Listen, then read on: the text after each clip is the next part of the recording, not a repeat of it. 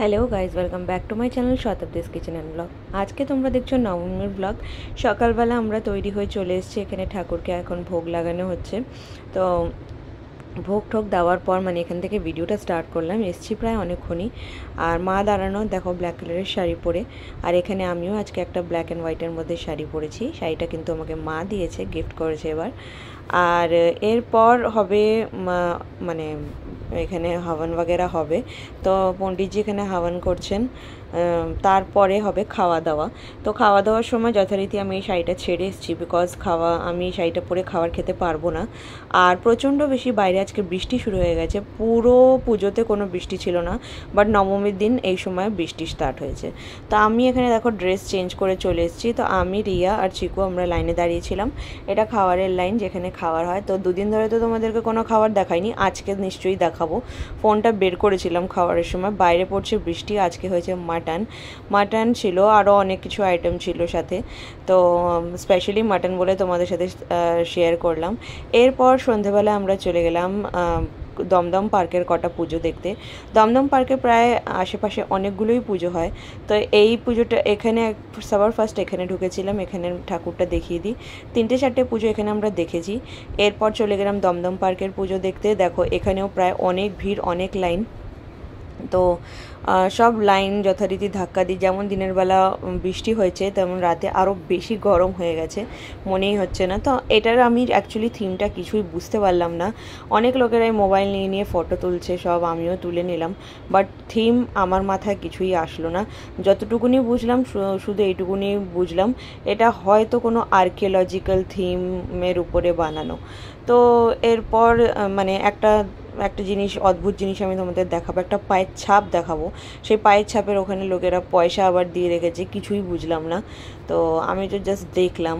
এই দেখো, তোমাদেরকেও ঘুরে ঘুরে সব কিছু দেখালাম দমদম পার্কের এটা। আর চলো এবার ভিতরটা দেখাই তোমাদেরকে। এখানে দেখো একটা আই বানানো, এইটা। আর এখানে সামনে একটা স্বস্তিক টাইপের বানানো। সব কিছুই তোমাদের দেখালাম, দেখো, দেখতেই পাচ্ছ। তো এবার এটার থিমটা প্রায় অনেকটাই বোঝার চেষ্টা করছিলাম, কিন্তু কিছুই বুঝলাম না। আশেপাশের লোকগুলোকেও জিজ্ঞেস করলাম যে তোমরা কিছু বুঝতে পারছো কি না, বাট সবার একই কথা, না কিছুই বোঝা যাচ্ছে না। তো অনেকক্ষণ খোঁজার পর ঠাকুরকে দেখতে পেলাম। ঠাকুরকে আমি দেখাচ্ছি একটু পরে। তো দেখো, যে পায়ের ছাপটার কথা আমি বলছিলাম সেটা হচ্ছে এইটা। এখানে লোকেরা দেখো পয়সা দিয়ে রেখেছে আর নমস্কার করছে। আমি কিছুই বুঝলাম না কেন, কিসের বৃত্তান্ত, কার পায়ের ছাপ এটা। তো চলো ঠাকুরকে দেখাই। এখানে ঠাকুর একদমই ইউনিক। ঠাকুর দেওয়ালের মধ্যেই আঁকা। দেখো এটা কিন্তু দেওয়ালের মধ্যেই একটা স্ট্রাকচার, এটা ঠাকুর। তো দেখতে পাচ্ছ আজকাল ঠাকুর কতটা মডার্ন হয়ে উঠেছে। সত্যি, যেমন আমরা মডার্ন হয়ে গেছি, তো ঠাকুরও এক্সট্রা মডার্ন হয়ে গেছে আজকাল।